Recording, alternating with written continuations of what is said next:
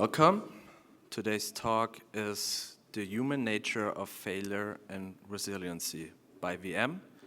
Please give her a warm welcome.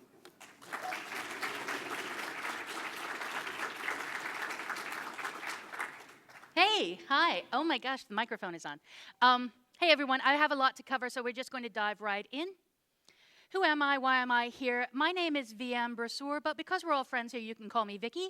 Plus, the virtual machine jokes have gotten old. Please don't think yours is original, because it's not. I'm the author of this, which is, as far as we can tell, the very first book on how to contribute to free and open source software. I am an author and community moderator for opensource.com, the vice president of the Open Source Initiative.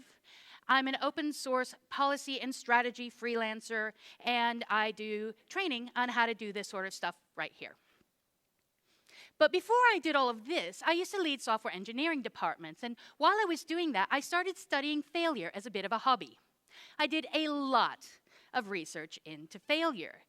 This is a link to a bibliography of all that research. Currently, there are 205 items in this bibliography. It adds up to approximately 3,500 pages worth of research into failure.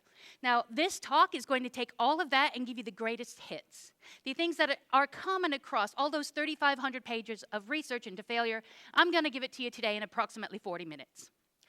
Here they are. Here's a quick summary. These are the themes that are common across all of that research and what I'm going to share with you today. Like I said, there are thousands of pages here. I'm not going to get into everything. I'm also not going to give you the secret serum that will prevent failure for you from here on out. I'm just not going to do it because it's not possible. I will, however, give you a list of questions of things you should consider when you want to start succeeding with failure. I am only going to give you an overview again because, dude, 3,500 pages, what the hell? So there will hopefully be time for questions. If not now, there is a break afterward, so catch me afterward and we can talk about failure. It's absolutely fascinating. So another thing I need to mention as a limitation of this talk, it does go into a lot of psychology.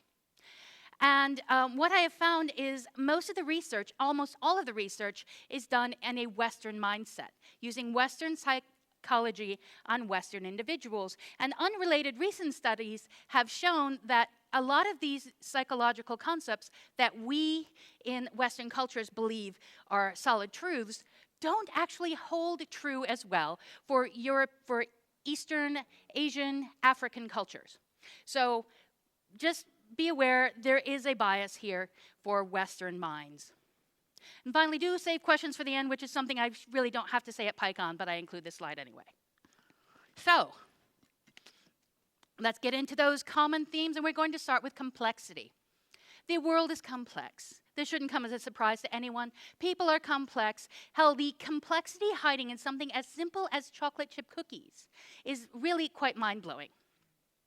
We, as humans, however, we don't like complexity, and that leads us to some very unfortunate tendencies. For starters, we have a tendency to ignore complexity completely. La, la, la, la, la, nothing to see here, moving on. Everything around us is constantly changing, constantly evolving, yet research shows we prefer to operate as though we are in a static environment. We will start a project, we'll take a snapshot in our brain of how things are right then, and then we'll operate within the snapshot while the rest of the world moves on without us. As you can imagine, this can lead to some problems. Research also shows that we dislike variation. We like things to be just so, and we like them to stay that way, hence that snapshot. We also prefer to operate in serial rather than parallel, because that minimizes complexity. And it allows us to focus our efforts on what we then consider to be the best option. So we focus on the static now rather than the ever-changing complexity of the future and the parallel projects. So we can't know everything, and we like to think we do, but we really can't. And because we're more comfortable with what we know, we avoid everything we don't. And this is a problem. We don't actually know as much as we think we know. We are, each and every one of us, a walking, talking Dunning-Kruger film festival. So we don't know, we think we know more than we do, And because of that, we have a tendency to overlook a lot of things. And these are the unknown unknowns. And rather than just some silly thing a politician said once, this is actually a real psychological concept. It's a latent error. Latent errors are overlooked near misses. Latent errors look an awful lot like successes because they haven't failed yet. And that's because latent errors have yet to meet their enabling condition. An enabling condition is that trigger that turns a latent error to the dark side of failure. So there is a very good example I like to use for latent errors, meeting their enabling conditions. Now, I won't be able to see when you raise your hand, but I'm going to ask you to raise your hands anyway. How many of you out there remember the Deepwater Horizon tragedy that happened a few years ago? Yeah, the oil rig in the Gulf of Mexico went boom, bad thing. So what happened there was you had two latent errors. Really, there was a lot going on, but we're going to minimize things because, again, not going into detail. We had two latent errors. You had somebody performing a cementing procedure, and that cementing procedure was filling a pipe with cement. And while he was doing so, he was doing it wrong. Normally, that's fine. That's perfectly fine. He was doing it the way that they always do it, and there was never a problem. But he was doing it wrong, and because of that, gas was escaping from the pipe. That's latent error number one, incorrect cementing procedure. Latent error number two, somebody was welding nearby. Usually not a problem. You can have these things in close proximity all the time. And it's an oil rig, right? Someone's always cementing and someone is always welding. Not a problem. Okay, so two latent errors. And then we have our enabling condition, something that does not happen very often, especially not on the high seas. And that is, it was a windless day. So thanks to that windless day, that welding, that spark caught the gas. There was an explosion. It killed 11 people. 16 others were critically injured, very, very bad. And we had the worst environmental disaster our country has ever seen because of latent errors meeting their enabling condition. Now, it is possible to spot latent errors. You can look for them in your post-mortems. Do you do post-mortems? You probably should. As you're doing that, as you're looking at your post-mortem and you're looking at how things went, ask the group, so what went right? We've been looking at what went wrong, but what went right? Pretty much by chance. Those are probably your latent errors and things you should consider for your next project. But here's the problem. We're really bad at post-mortems. We just don't know how to do them. So we focus on symptoms rather than causes. When we do look for causes, we look for just one. We look for root cause. I'm sorry, folks, gonna tear down your little house of cards here. There is never just one root cause. We also have selection bias. We prefer to look at the easy things, the things we can actually answer very quickly because it makes us feel accomplished. Another form of selection bias that we have is that we only postmortem the things that went wrong rather than the things that went right as well. If you postmortem the things that went right, you're more likely to spot those latent errors that never met their enabling conditions. But we don't do that. For us, postmortems are things that you only do when shit goes wrong. So what do we do? How can we minimize these tendencies we have with just avoiding complexity? Well, for starters, do pre-mortems. Before you even start your project, do a pre-mortem rather than a post-mortem, and start looking for things that might go wrong. Start looking for latent errors. Come up with contingency plans for all of them. Get skeptics in the room who will question all of your assumptions. We'll talk a lot more about that in a moment. And then make your plan in your pre-mortem, but then plan to change the plan. Because if you remember, you take that snapshot, right? And we like to work inside the snapshot. Once in a while, plan to pause, bring your snapshot into modern times, and take it again. And once you take that new snapshot, you might have to adjust your project accordingly. Now let's dive into assumptions. Man, nearly every single piece of research in that bibliography has terrible things to say about assumptions. This is one of those lessons we never seem to learn for some reason. We always assume, and we always assume we're assuming, and then we're okay with assuming we assume. Research has nothing nice to say about assumptions at all. For starters, assumptions are usually based on incorrect and invalid information. We often base them on those snapshots we take in our brain. And those snapshots, again, they're static, whereas the world has moved on. So our snapshots are wrong, our assumptions are wrong. We then use those assumptions as a basis for a set of heuristics, which we apply to real-world situations right now. And that's not going to work. How many of you have tried to estimate how long it's going to take to complete a project? How many of you are actually right? Probably none of you. If I could see your hands and you had them still up, you would be liars, every one of you. Other really popular assumptions that we make in technology that we probably should stop doing. User needs. What is our user actually trying to accomplish? We think we know, but we really don't. And yet, we assume, we move on, and we develop things. What business are we really in? This is something startups never seem to answer, and they keep failing because of it. They don't know why they're in business. Assumptions, usually, are based upon a poor problem definition. We are so bad at this. I am a freelancer now. I work with companies to help them with their open source strategy and compliance and all that sort of stuff. And they come to me and they say, Vicky, we want to do open source. And I say, great, I want to help you do open source. Why do you want to do it? What do you want to get out of it? What problem are you looking to solve for your business? And almost entirely, except for one client I'm working with right now who is so amazing, they don't have an answer. They don't know why they want to do this. And this is common. We never really know why we're doing stuff. We have a problem we're looking to solve, but we haven't defined that problem. And so we're basing our assumption on the problem that is not defined.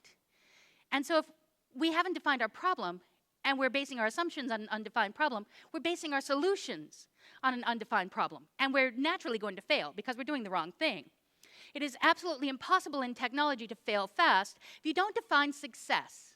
You must know what you're trying to accomplish, because if you don't define success, you can't define failure. You can't fail fast if you don't know what failure even is. Now, we in tech like to say that we don't have time for that. Holy crap, no, we are totally agile. We are just iterative, and it's great. You know, we're going to just build shit and move fast and break stuff, and it's amazing. But the thing is, we don't really, we have the time to do that, but we don't have time to check the assumptions. We have the time to do that and to build the wrong thing for the wrong person, then scrap it because we don't check our assumptions. It's terrible. So you do have to question your assumptions as you are doing this entire process.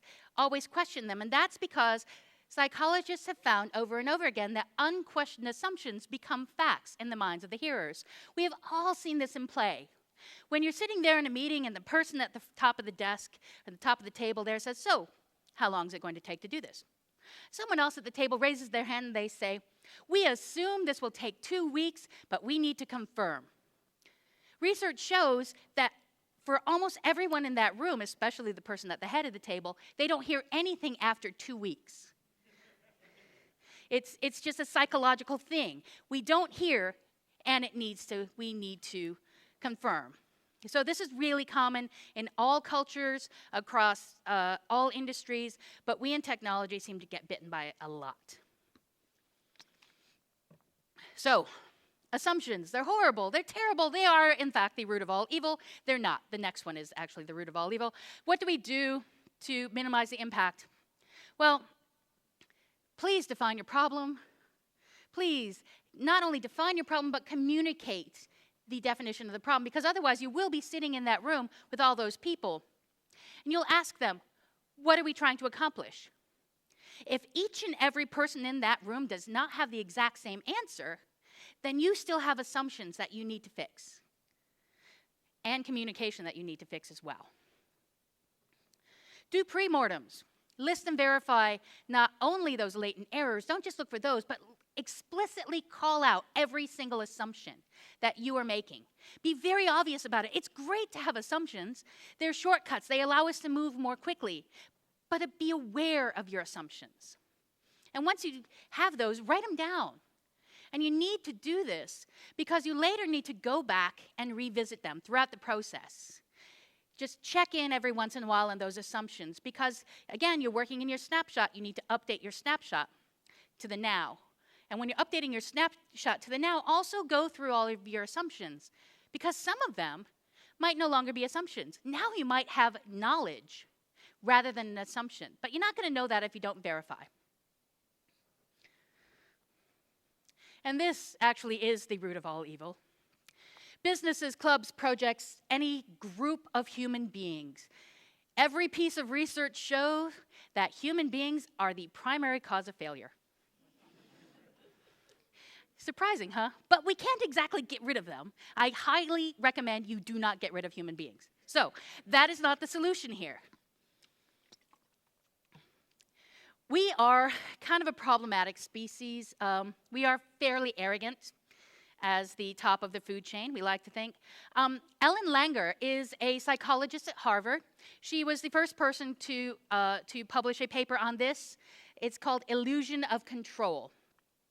We as humans, again, arrogant, we like to think we have a lot of control over things, and we don't. We overestimate the impact our actions can have. And we overestimate even what we can just influence, let alone control. And because of that, we ignore latent errors because we think we are in control. Again, near misses, remember Deepwater Horizon? Now, if we look for latent errors, if we're not actively ignoring them, we can do something about latent errors. We can stop that man from doing his cementing procedure incorrectly. We can stop that man from doing the welding. We can control these two things because we can see them and go, that's not going to go well. And we can control that. But what we can never do is we can never make the wind blow. We can never control enabling conditions, and therefore, we can never control fully any situation we're in. We can think we can, but we're wrong. We just can't do it. So how is your team organized? Your team, your project, your company, how is it actually physically structured and organized? You know, what's your hierarchy and all that goodness? Because that organization can have a really dramatic effect on its success rate and on its reaction to failures. Are you in silos? Are you in organizational silos? Who here knows what I mean by organizational silo? Okay, not quite everyone. The other people are probably just doing Twitter. But so organizational silos, you've got this team here, team C, B, and A, and they're all working on their own little things very happily going along, but they're not communicating. Nobody really knows what anyone else is doing. And this is a problem. It dilutes responsibility for failure. Let's say something goes wrong over here in Team A. There's a failure in Team A, and it could possibly affect Teams B and C, but there's no communication. They don't tell them that, so Teams B and C are going to fail as well because nobody has shared information with them. Silos hamper communication, and they obscure information, and they're a problem, and they increase failures within an organization. Another problem is when your team is organized around processes. And let's say you've got one team that's dedicated 100% to testing, and this team is writing, and that team is designing, and this team is, deploying. They're all around processes. Now, what happens if the process is what's causing the failure? What do you do then? Well, studies show that we as human beings are less likely to change the process because it also might mean we have to change the organizational structure in some way. And so we don't do it, and we continue using broken processes because of it. And that leads to a lot more failures. Now, both with silos and with these process-organized things, it does require a reorg in order to fix.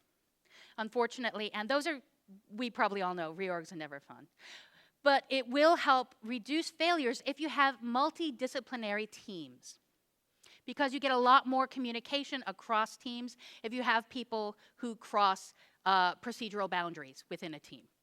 And you get a lot more people who are asking questions and questioning assumptions.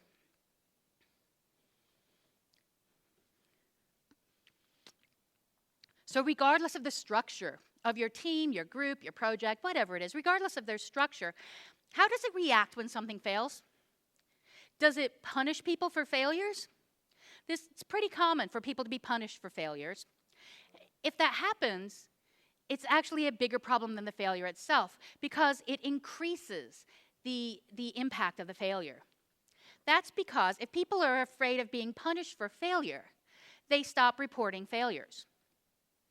And if people stop reporting failures, it is impossible for you to learn from failures because that is the only way to prevent failures is to have failures and learn from them.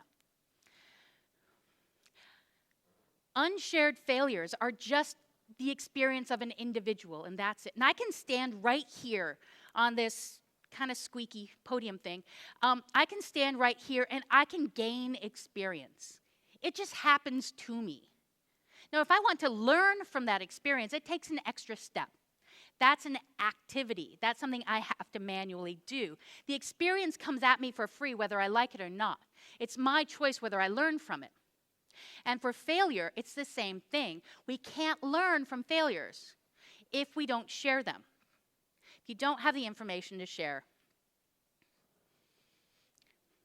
Bigger problem, or another problem with people being afraid of punishment for failure, is that they stop innovating.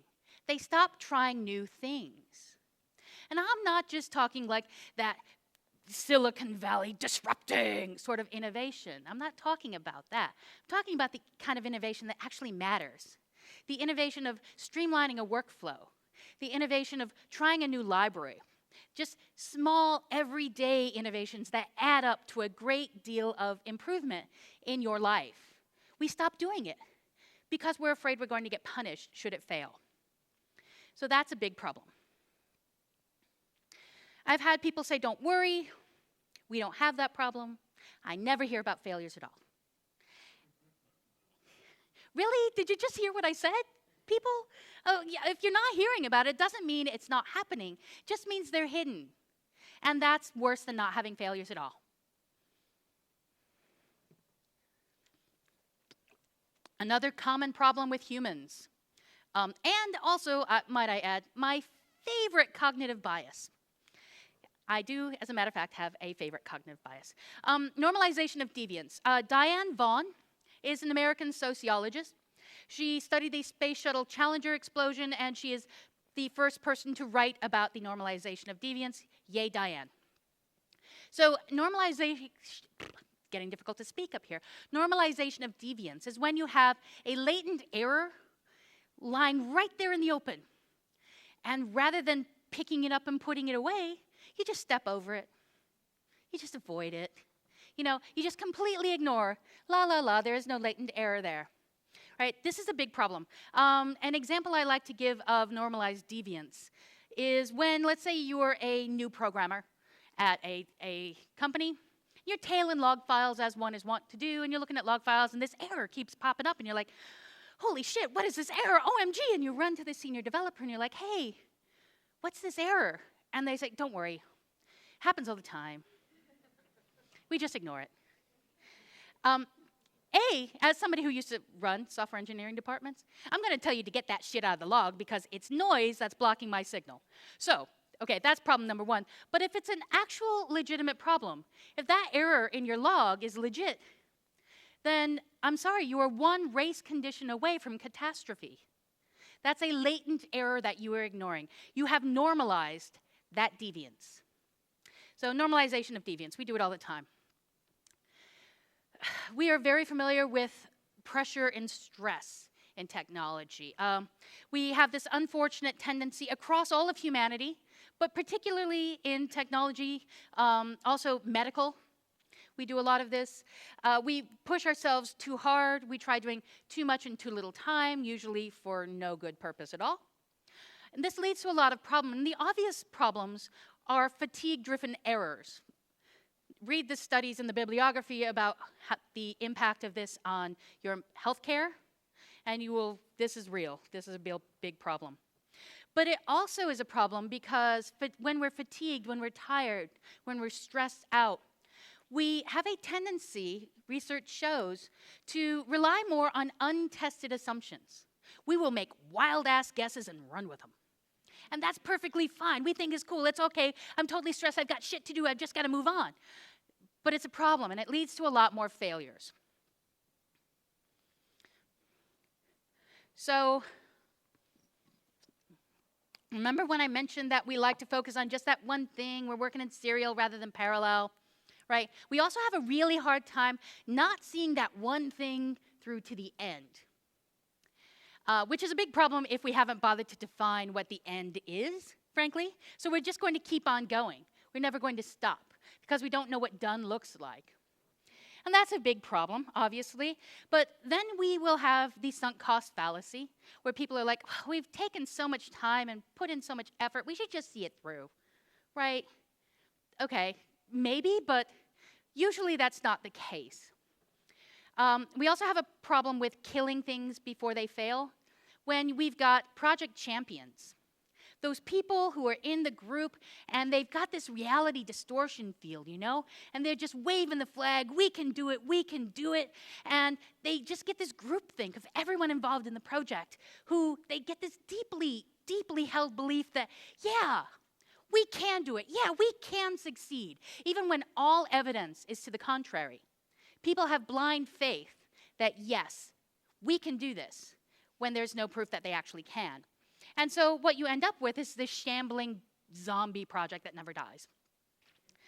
Another reason we can't pull the plug is we aren't taught how to communicate. We think we're being very nice by allowing something to continue, rather than telling people, I'm sorry, we have to pull the plug on your project. There are really good, easy, empathetic ways to tell people that we're pulling the plug on your project. You're not being a jerk by doing that. You can say it in a jerky way, and then, yeah, you are a jerk. But we don't teach people how to do this properly. And so projects go on and on and on, and finally they fail, and everyone's upset. So what do we do about this? What do we do about, I already mentioned we can't get rid of humans. That's not one of the options. Organizational changes, dealing with people, anything dealing with people is hard. I'm in management, trust me, it's hard. They're hard to start, they're even harder to finish. So keep in mind these are going to be very difficult things, but they're usually worthwhile. For starters, research shows again and again and again, any sort of organizational initiative, if it doesn't get support from the top, this is where grassroots does not necessarily work. You have to get support from the top, or else your organizational change will not succeed. Ideally, your support from the top on this failure stopping initiative should be the leaders discussing their own failures. The leaders showing what they've learned from their failures and showing people it's okay. And that starts to create something that we call an environment of psychological safety, because people see it's okay to fail. Now again, experience is automatic, learning is not. Mistakes are also not automatic. Mistakes are only mistakes because somebody points at it and says, yo, that's a mistake. Before that, it's just a learning opportunity. It's just experience. Now, learning, it develops intuition. It develops skills. How many of you out there are senior technical staff? Okay, I can actually see these hands a little bit, so I lied earlier. You can put your hands down. Now, I can guarantee you didn't become senior technical staff because of your age. You became senior technical staff because, dude, you've seen some shit, man. Okay, and I mean, you've experienced failure, but you learned from it. You developed intuition and skill, and you are using those past failures to prevent future failures. So that's really important. We need the failures to do this. But you can't do that if you're not in an environment where it's safe to make the failure.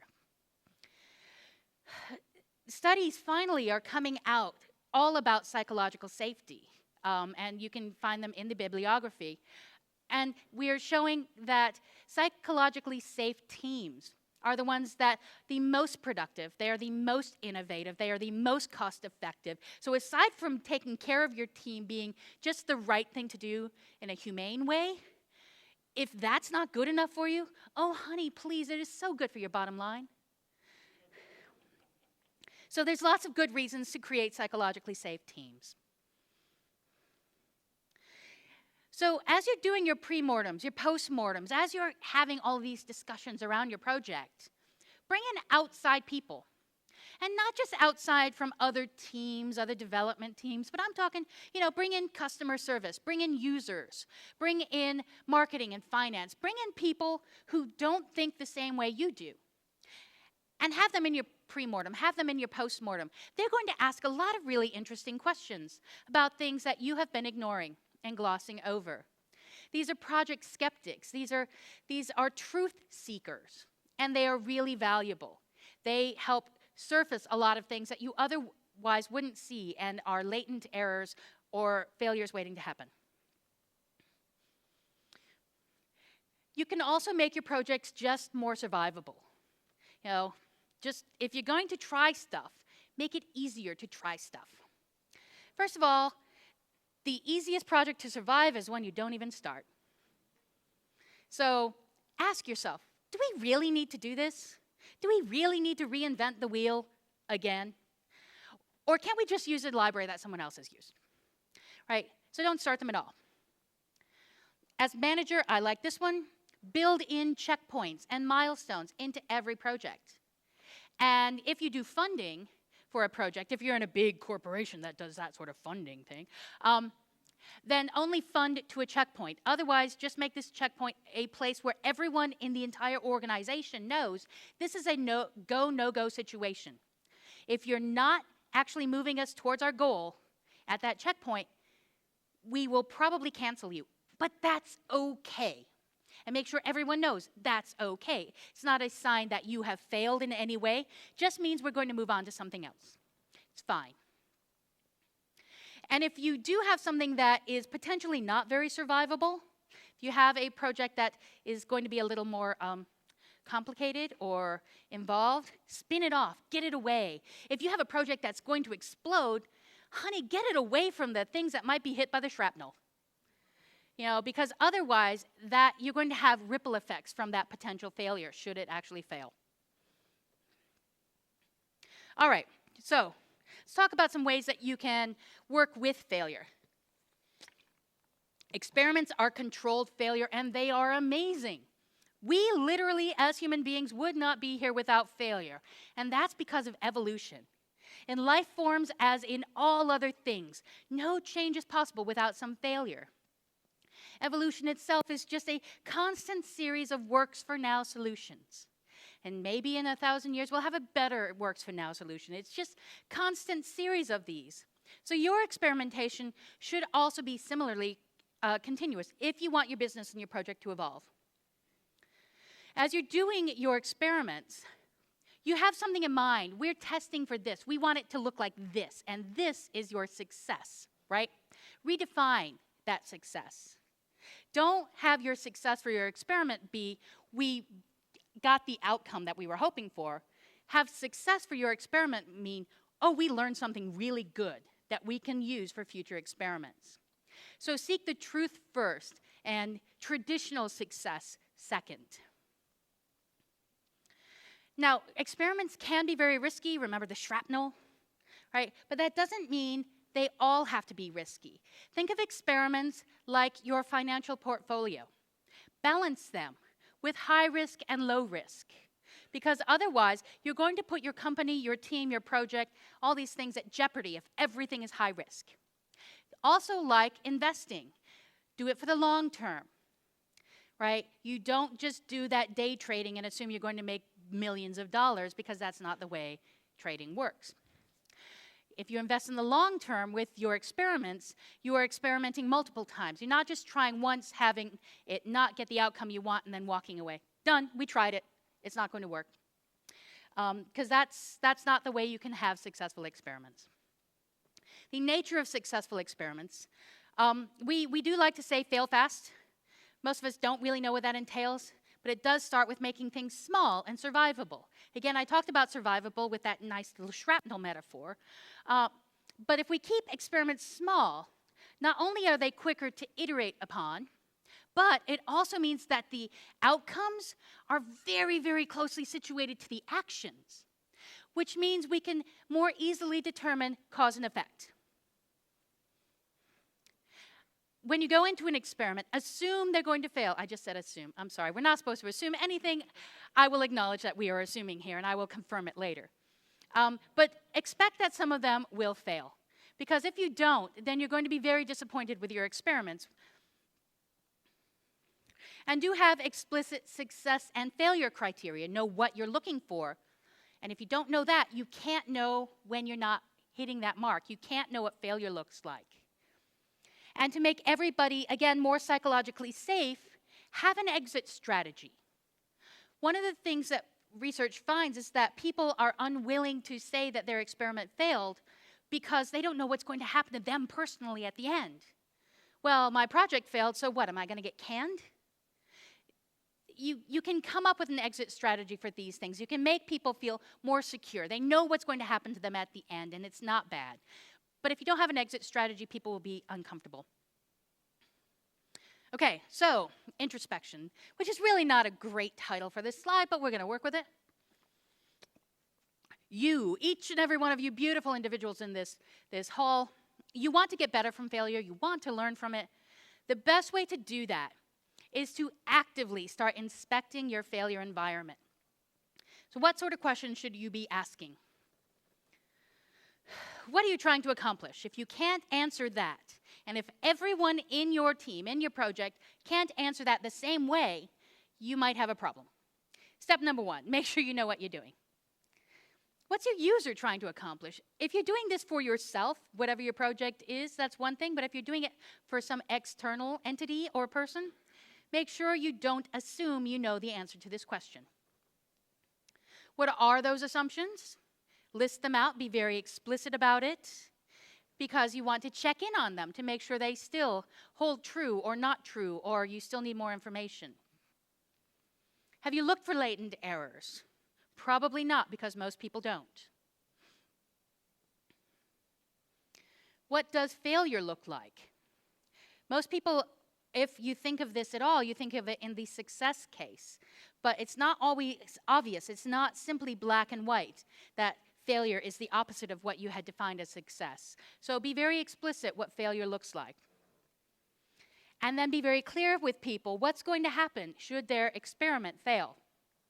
Because then they will feel more safe even trying, because there isn't that giant question mark hanging over their heads. Do you have a post-mortem process? Do you have a pre-mortem process? Figure that out in advance so everybody knows there is a preset expectation that you will be doing this. How does your organization treat failure? If it punishes failure, you can try to change your organization, but frankly, between you, me, and the wall, get out. Because there are some things that you just can't change on your own. And if your organization is pointing fingers and blaming people and punishing for failure, that's one of the things that's going to be very difficult for you to change. As is a culture that doesn't provide psychological safety. If you're not in a psychologically safe environment, if you don't feel you have the freedom and the support to experiment and to fail, then you might need to find a job that will allow you to do that. Now, the answers to all of these questions, they're going to be different for each and every project, each and every team, each and every company, right? And so therefore the solutions are also going to be different for each and every project and team and company. And that's why there is no silver bullet here. That's why I can't just hand you this happy little serum that's going to make all failure go away forever. It's actually really hard to do this properly. You do have to think everything through. So please just take the time, ask these questions, answer these questions, and communicate your failures across the entire organization. For those of you who have been snapping pictures of all the slides, you're going to be very disappointed to learn they're already available online. So they are here at Internet Archive. Also, here's a link to that bibliography I mentioned. My contact information, Twitter handle at the top, Freenode IRC Nick in the middle, and my email address. And of course, my book. I will leave this up while we do Q&A. So are there any questions, but not comments disguised as questions? Please, come on up to the microphone. It looks like we have 3.5 minutes. Maybe 4 minutes.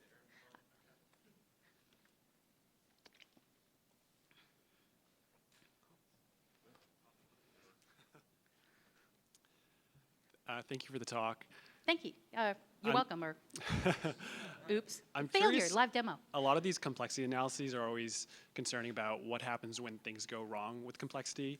And I feel like the other half of the coin is, can complexity work for us? Like, are there anything like latent successes? And I think a lot of people would call this luck, but I'm curious if anything in the research has talked about latent successes or how interacting variables might contribute to our success. They do talk a lot about variables. Very few of them think of them or discuss them in context of latent successes because nobody's interested in that, frankly. We're all very interested in the failures because we love watching a train wreck. It's just one of those things we do in humanity, right? We love clicking through on those horrible clickbait, things that we see on BuzzFeed. So no, it's actually a really good perspective, though, which is why I recommend that in your post-mortem, you also look at the successes, right? Because those are very telling as well. They can tell you a lot about, A, what you did wrong, but also they can help find the latent errors. Next. Hi. For those of us who are not at the top or close to the top, what tips, if any, do you have for trying to convince upwards to adopt things like this, or how do we be more helpful towards leaders who do want to adopt ideas like this? You see, this is really weird because I'm used to repeating the questions and I don't have to. So how do you manage up, essentially? Yeah. It depends. I don't know the people you're working with, and the answer to how do I manage up or how do I manage it all is one of ethical manipulation. And in order to ethically manipulate, you have to know which buttons to push, and those buttons are different for everyone. But you do have to understand what they value, right? Do they value certain things like, success? Probably. And so you can couch things in terms of things that will push their buttons, that will help them understand this isn't just for us. This is also going to help you. And help show them how this is going to support everyone in the group. But it can often help to lead by example here, and rather than going up first, go lateral, and work within your team. And have your team be this shining example of collaboration and communication and, pre-mortems and post-mortems and documentation. Oh, for love of dog, please doc everything. And that can help then become your pilot project. And you can point to it. It's very helpful to point to something and say, look, this is successful. Can you help me scale this up? And they're more likely to listen to you at that point. Cool. Thank you. You're welcome. Hello. Hi, thanks. So you mentioned spin it off for a high-risk project. That kind of felt like just basically delegating off like people who are going to die in an explosion to die. Can you say a little more about that? So this often is done with companies as they are, they want to do some sort of skunk works type thing. And it's not going to work in their existing organization because it's going to make other people jealous that they're not working on the skunk works. It might actually impact their work on other products, and so they will spin it off into another company, into another team, into a lab, and they will spin it off like that. Now, while I do say explosion and shrapnel, that does imply that I assume, which we shouldn't do, I assume it's going to fail, and it might not. So I'm not necessarily sending people off to their deaths because it could be a very successful situation. And often spinning these projects out in that way gives people a lot more freedom than they would otherwise, so they can experiment more and do things that they wouldn't otherwise be able to do in the typical structure of the group they were in. So it does give you a lot more freedom in that way. And again, have an exit strategy. Let people know what happens if this fails. What happens if we can't make this experiment work, right? We're going to bring you all back in. You're going to work on this. We're going to move you to another lab. So people know that they're not just going to get cut. Okay, thank you. You're welcome. We have 40 minutes or 40 seconds if there's any more questions. Otherwise, okay, great. Thank you all. Thank you.